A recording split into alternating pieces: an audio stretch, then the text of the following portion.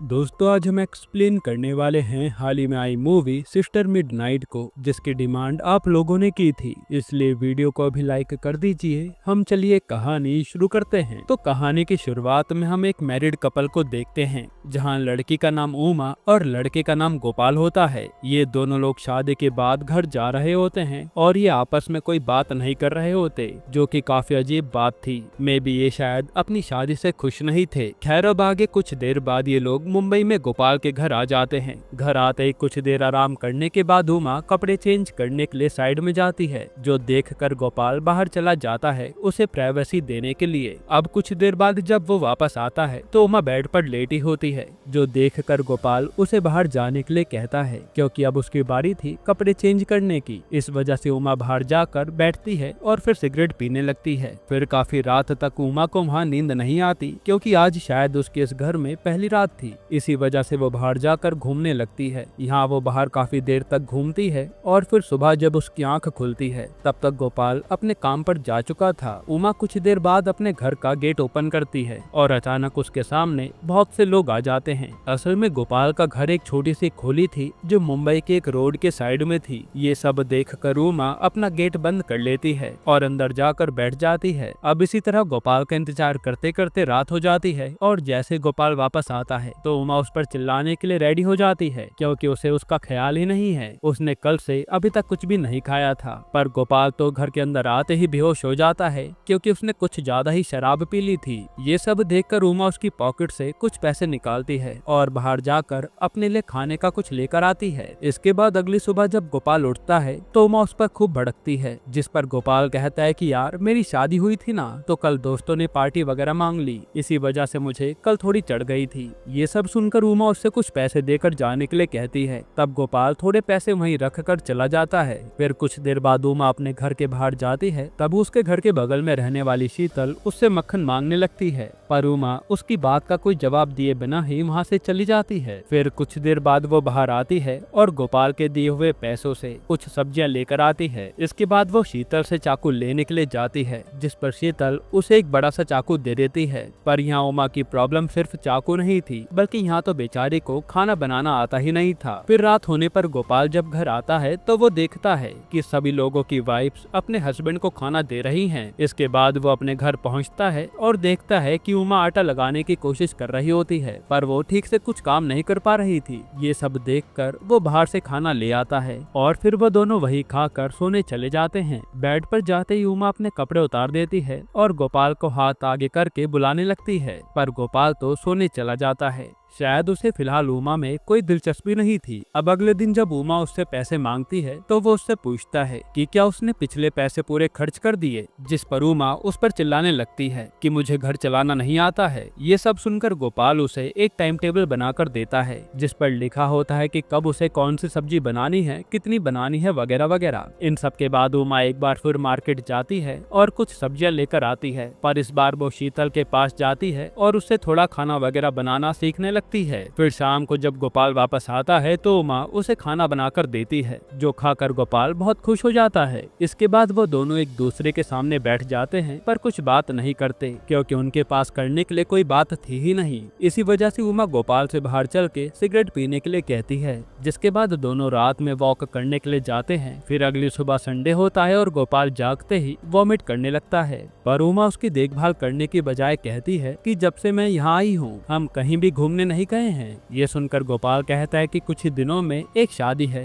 थोड़ा रुक जाओ, फिर हम दोनों वहाँ चलेंगे। पर उमा कहते कि नहीं, मैं अब और इंतजार नहीं करूंगी, आज ही मुझे जाना है घूमने के लिए। इन सब के बाद गोपाल उमा को मुंबई से 13 घंटे की दूरी पर मौजूद एक बीच पर लेकर जाता है। अब वो लोग कुछ देर बीच पर घूमते हैं। इसके बाद बस स्टॉप पर आकर बस का वेट करने लगते हैं। फिर कुछ ही देर में बस आती है और फिर वो लोग घर वापस आने के लिए उसमें चढ़ जाते हैं। अब घर वापस आते ही गोपाल अपनी जॉब पर चला जाता है और उमा वहीं बैठी रहती है। उसकी अभी अभी शादी हुई थी, इसी वजह से उसने बहुत सी चूड़ियां पहनी हुई थी, पर अब उसे उन चूड़ियों से भी इरिटेशन होने लगी थी। इसी वजह से वो एक चप्पल बनाने वाले के पास जाकर उन्हें वो चूड़ियां तोड़ने के लिए कहती है। अब कोई भी दुल्हन अपने पति की मौत से पहले अपनी चूड़ियां नहीं तोड़ती थी, पर उमा तो शुरू से ही कुछ अलग थी, इसलिए वो अपनी चूड़ियां तोड़वा देती है। खैर अब अगले संडे गोपाल उमा को अपने एक रिलेटिव की शादी में लेकर जाता है। पर उमा को शादी में कुछ खास इंटरेस्ट नहीं होता। इसी वजह से वो वहाँ से उठकर चुपचाप चली जाती है। फिर अगली सुबह उमा को उठते ही वॉमिट होने लगती है। ये सब देखकर गोपाल उससे पूछता है कि क्या वो ठीक है, जिस पर उमा कहते है कि शायद उसने कल शादी में कुछ गलत खा लिया होगा, इसी वजह से बस उसका पेट खराब है। इसके बाद एज यूजुअल गोपाल अपनी जॉब पे चला जाता है और उमा घर में अकेली बैठी रहती है। वो उस छोटे से घर में बिना किसी से बात किए बस यूं ही बैठी रहती थी। इसके बाद वो कुछ सोचकर बाहर आती है और एक बड़े घर से कुछ प्लांट्स चोरी करके लाने लगती है। फिर वो उन प्लांट्स को अपने घर के अंदर रख लेती है, जिससे उसका सिंगल रूम पूरा भर जाता है। जिसके बाद वो उन्हीं के बीच में बैठकर सिगरेट पीती है। यहाँ उसकी आदतें धीरे धीरे बहुत अजीब सी होती जा रही थी, पर अभी उसका इन बातों पर जरा भी ध्यान नहीं था। वो तो बस अपनी जिंदगी काट रही थी। फिर कुछ देर बाद उमा अपने घर से बाहर घूमने निकल जाती है। वो रेलवे स्टेशन और बहुत सी जगह घूमती रहती है। इसके बाद वो फाइनली एक बीच के पास जाकर बैठ जाती है और वहाँ कुछ लोग रो रहे होते हैं। पर उमा को देखकर ऐसा लग रहा था कि जैसे उसे इस बात से जरा भी फर्क नहीं पड़ता। शायद उमा के अंदर इमोशंस थे ही नहीं। खैर अब आगे वो एक कंपनी के बाहर जाकर बैठ जाती है और कुछ देर बाद वहाँ के एक आदमी से मिलकर उससे काम मांगने लगती है, जिस पर वो उसे वहाँ साफ सफाई करने के लिए पूछता है। ये सुनकर उमा एक ही बार में हाँ कह देती है। शायद वो घर में इतना बोर हो गई थी कि वो कोई भी काम करने को तैयार थी। इसके बाद वो शाम तक वही साफ सफाई का काम करती रहती है और सारा काम खत्म करके वो रात में बाल्टी और पोछा लेकर अपने घर चली जाती है। फिर अगली सुबह वो शीतल से मिलती है और उससे बातें करने लगती है और शाम को एक बार फिर अपने काम पर निकल जाती है। इस बार जब वो वहाँ से वापस आ रही होती है, उसी वक्त कंपनी का एक वॉचमैन भी अपने घर जा रहा होता है। वो उमा को देखकर उसे लिफ्ट के लिए पूछता है। अब उमा का घर वहाँ से 4 घंटे की दूरी पर था। इसी वजह से वो इस वॉचमैन की साइकिल पर बैठकर उसके साथ घर वापस चली जाती है। फिर अगली सुबह उमा एक बार फिर शीतल से मिलने के लिए जाती है और वो उसे अपनी और गोपाल की शादी के बारे में बताने लगती है। वो बताते हैं कि वो दोनों एक ही गाँव के रहने वाले हैं। इसी वजह से घर वालों ने उनकी शादी कर दी। हालांकि इन दोनों के बीच में ज्यादा प्रेम नहीं है। इन सब के बाद वो शाम को एक बार फिर काम पर जाने के लिए निकलती है। इस बार उसे रास्ते में कुछ ट्रांसजेंडर्स मिलते हैं और वो लोग उमा को देखकर कहने लगते हैं, ओए चिकनी किधर जा रही है। ये सब सुनकर उमा फटाफट अपने काम पर वापस चली जाती है। अब अगली सुबह जब उमा शीतल से मिलने के लिए जाती है, यहाँ शीतल उसे बताती है कि वो कुछ दिनों के लिए अपने गाँव वापस जा रही है। इसी वजह से वो उमा को अपना ध्यान रखने के लिए कहती है। वो उमा से ये भी कहती है कि वो अब पहले से बहुत पतली हो गई है, जिस पर उमा कहती है कि उसका तो बस पेट खराब रहता है, इसलिए हो सकता है कि शायद उसका वेट लॉस हो गया होगा। अब उस शाम जब उमा अपने काम पर जाती है तो वो वॉचमैन उमा को जबरदस्ती डॉक्टर के पास ले जाता है, क्योंकि उसे भी लग रहा था कि उमा की तबीयत कुछ ज्यादा ही खराब है। पर उमा को डॉक्टर बस फीवर बताकर कुछ दवाइयाँ दे देता है। अब उस शाम उमा नोटिस करती है कि वो वॉचमैन ऑफिस की छत पर जा रहा है, जिसके बाद वो भी उसके पीछे जाती है। फिर वो दोनों वहाँ पर जाकर बैठते हैं, पर देखते देखते सुबह हो जाती है और जब उमा अपने घर जाने के लिए निकलती है तो उसे एक ट्रांसजेंडर मिलता है जो उसे चाय वगैरह पिलाता है और वो लोग आपस में कुछ देर बातें भी करते हैं। जिसके बाद उमा अपने घर वापस आ जाती है। अब यहीं से उमा के कान में परमानेंटली कोई आवाज गूंजती रहती है, पर उसे कुछ भी समझ में नहीं आता कि आखिर ये हो क्या रहा है। जिसके बाद वो धूप में घूमने के लिए बाहर जाती है, पर उसे ठंड लगने लगती है। उसी वक्त एक बहुत मॉडर्न लड़की उसके पास आकर पूछती है कि आखिर वो कौन सी क्रीम यूज करती है जो इतनी चमक रही है, लेकिन उमा इसका कोई जवाब दिए बिना ही वहाँ से चली जाती है। इसके बाद वो घर से कंबल वगैरह ओढ़कर ही बाहर निकलने लगती है, क्योंकि ना जाने क्यों उसे धूप में बहुत ज्यादा ठंड लगने लगी थी। फिर एक रात उमा अपने कान को दिखाने के लिए एक डॉक्टर के पास जाती है, पर डॉक्टर उसे बताता है कि वो बिल्कुल ठीक है, हो सकता है कि उसके बुखार के कारण उसे ऐसा लग रहा हो। इसके बाद उमा वापस अपने घर जाने की जगह एक जगह जाती है और वहाँ स्टेज पर ही सो जाती है। फिर अगली सुबह जब धूप पड़ती है तो उमा की आंख खुलती है और घर आने के बाद गोपाल उसे कुछ खाना खाने के लिए देता है। साथ ही वो उसे कहता है कि मैंने कभी तुम्हें कुछ खाते हुए नहीं देखा है, जिस पर उमा कहते कि मुझे भूख ही नहीं लगती, मेरा पेट खराब रहता है, पता नहीं क्या हो गया। इन सब के बाद वो दोनों सिगरेट पीने के लिए बाहर जाते हैं और वहाँ बैठते हुए उमा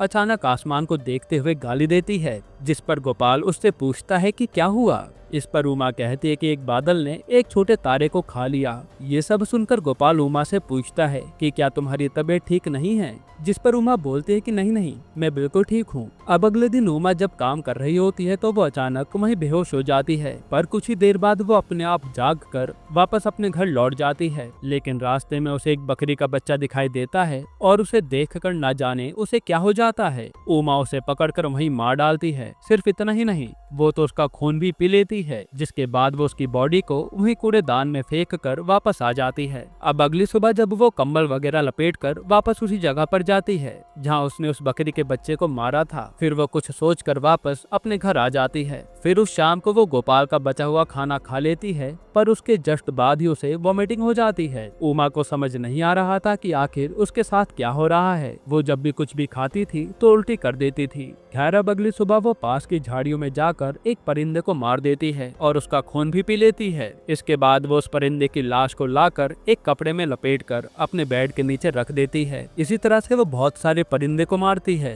और उनका खून पीकर उनकी बॉडीज को अपने बेड के नीचे रख लेती है। ये सिलसिला ऐसे ही चलने लगता है। फिर कुछ दिनों बाद गोपाल उससे पूछता है कि क्या उसे घर से कुछ अजीब सी स्मेल नहीं आ रही, जिस पर उमा उसे बहलाकर वापस अपने काम पर भेज देती है। फिर गोपाल के जाने पर उमा के साथ कुछ बहुत अजीब चीजें होने लगती है। असल में उसने जो भी बर्ड्स मारे थे वो सब वापस जिंदा होकर उसके घर में घूमने लगते हैं। ये देखकर तो उमा के होश उड़ जाते हैं और वो फटाफट से जाकर उन सभी बर्ड्स की लाश को जला देती है। इसके बाद वो एक फोन बूथ पर जाकर गोपाल को कॉल करती है और कुछ देर बाद बात करने पर फोन रख देती है। अब उस रात जब गोपाल घर आता है तो दोनों एक दूसरे के पास बैठ जाते हैं और दोनों को एक दूसरे को एक एक बात बतानी थी। ये सुनकर गोपाल पहले उमा से उसकी बात बताने के लिए कहता है, जिस पर उमा गोपाल से कुछ ऐसा कहती है जो सुनकर वो काफी ज्यादा शॉक्ड हो जाता है। फिर वो खुद उमा से कहता है कि आज मेरा एक फ्रेंड हमारे घर पर आ रहा है। इन सब के कुछ ही देर बाद गोपाल का फ्रेंड अपनी वाइफ के साथ उनके घर आता है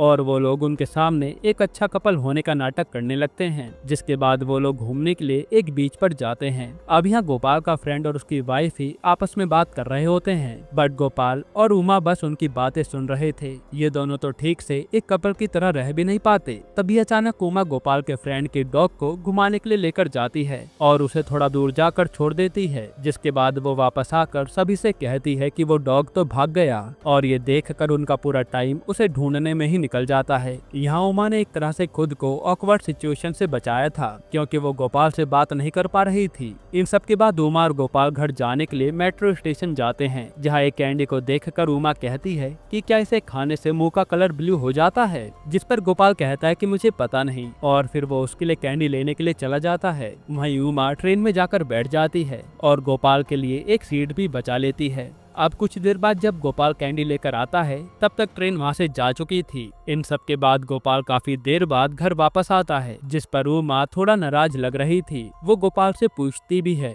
कि तुम कहाँ रह गए थे, तो गोपाल कहता है कि मैं मेट्रो स्टेशन से भागते हुए आ रहा हूँ। ये सुनकर उमा कहते है कि तुमने दूसरी ट्रेन का वेट क्यों नहीं किया, तो गोपाल कहता है कि मुझे जो समझ आया मैंने वही किया। जिसके बाद वो बची हुई कैंडी उमा को दे देता है, पर यहाँ उमा गुस्से में वो कैंडी फेंक देती है। इसके बाद वो दोनों शराब पीते हैं और पहली बार आज ये दोनों इंटीमेट भी हो जाते हैं। अब अगली सुबह जब उमा की आंख खुलती है तो उसके सामने एक बार फिर वही बर्ड्स होती हैं जिन्हें उसने मारा था। ये देखकर एक बार फिर वो बहुत घबरा जाती है और गोपाल को जगाने लगती है। बट यह शॉकिंग बात ये थी कि गोपाल तो कल रात ही मर चुका होता है और वो ना जाने कब से एक लाश के साथ सो रही थी। यहाँ गोपाल की मौत के बाद से उमा घर से निकलना ही बंद कर देती है और कुछ दिनों बाद उमा की कंपनी का वॉचमैन उससे मिलने के लिए आता है, पर उमा गेट ही नहीं खोलती। जिसके बाद वो गोपाल के फ्रेंड की वाइफ से उमा के बारे में पूछता है, जिस पर वो कहते हैं कि उमा और गोपाल काफी अजीब हैं। पिछले कुछ दिनों से वो दोनों कहीं नजर भी नहीं आए। वहीं दूसरी तरफ उमा को समझ नहीं आ रहा था कि वो गोपाल की लाश के साथ क्या करे। इसी वजह से वो उसकी लाश को दीवार के सहारे बैठा देती है और उसे अच्छे से लाइट्स वगैरह से सजा देती है। तभी एक रात बहुत सी बकरियां ना जाने कहां से उसके पास आ जाती हैं। तब उनसे पीछा छुड़ाने के लिए वो उन बकरियों को एक सुनसान जगह पर जाकर छोड़ आती है, पर उसी समय गोपाल के फ्रेंड की वाइफ उसका पीछा करते हुए उसके घर में आ जाती है और गोपाल की लाश देखकर उसके होश उड़ जाते हैं। यहाँ उस औरत को देखकर उमा कहती है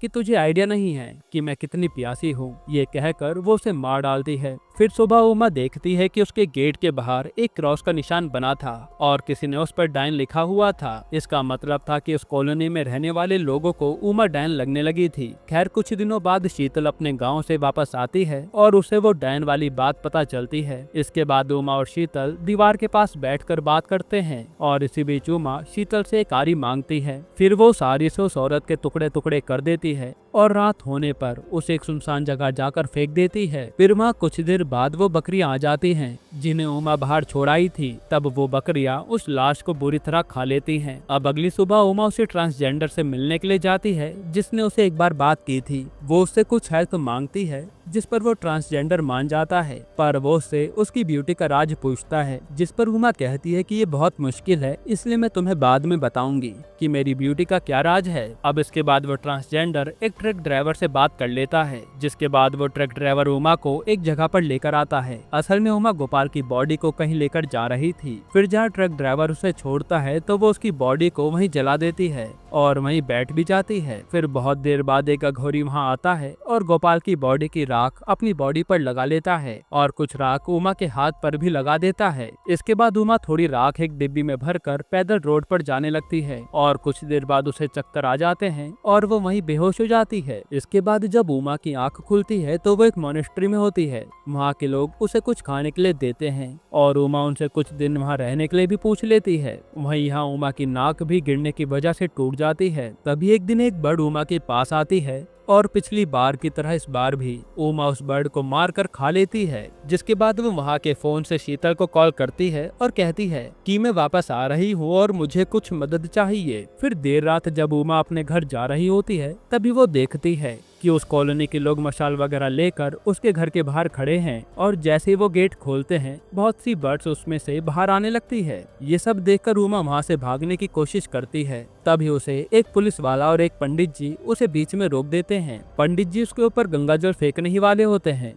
तभी एक शॉर्ट सर्किट होता है जिसका फायदा उठाकर उमा वहाँ से भाग जाती है। अब कॉलोनी के लोग उसे ढूंढने लगते हैं पर तभी उमा को कोई किडनैप कर लेता है जो कि कोई और नहीं बल्कि शीतल और उसके दोस्त ही होते हैं। अब कॉलोनी वाले उनकी गाड़ी के पीछे भी जाने लगते हैं जिस पर उमा को गुस्सा आ जाता है और वो गाड़ी से उतरकर उनसे बात करने के लिए जाती है। तब यहाँ सभी उसे जानवर कहकर बुलाते हैं। ये सुनकर उमा कहती है कि इंसान बनना मुश्किल है और मैं जो भी हूँ इससे तुम्हें क्या है। इस तरह से वो सबको वहाँ से भगा देती है। फिर आगे शीतल और उसके दोस्त उमा को रेलवे स्टेशन पर ड्रॉप कर देते हैं और फिर मूवी के फाइनल सीन में उमा एक ट्रेन से कहीं जा रही होती है। तभी वो देखते हैं कि वही बकरियां जो उसे पहले मिली थी वो ट्रेन के पीछे पीछे आ रही होती है और इसी के साथ ये मूवी यहीं पर खत्म हो जाती है। अब दोस्तों बेसिकली आप यही सोच रहे होंगे ना कि उमा थी कौन। तो उमा एक वैम्पायर थी और यही वजह थी कि उसे ह्यूमंस का खाना अच्छा नहीं लगता था। वो जिसे भी खाती थी वो भी वैम्पायर बन जाता था क्योंकि वैम्पायर का कॉन्सेप्ट भी कुछ ऐसा ही होता है। और जिन बकरियों और बर्ड्स को मारकर उमा ने उनका खून पिया था वो एक तरह से उमा के फॉलोअर्स बन गए थे,